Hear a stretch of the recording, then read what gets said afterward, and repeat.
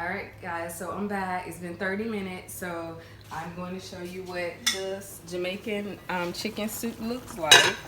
So this is the 30 minutes of it.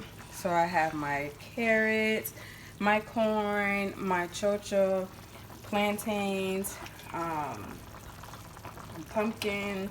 I have my pimento seeds. I added garlic, a teaspoon of salt, teaspoon of pepper, my Jamaican all-purpose seasoning.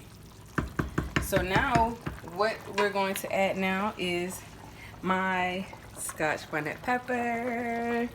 All right, and then I have my scallions. I have the whole ones, and then we're going to add just a little bit of chopped ones, you know, just to put in the soup, give it that flavor. I have my thyme. Guys, I'm going to add some thyme. Yes, thyme. We use a lot of thyme. And then I have my Sunshine Jamaican chicken noodle soup mix. I'm going to add that in. So after I have added all of this in, now I'm going to give it a quick stir.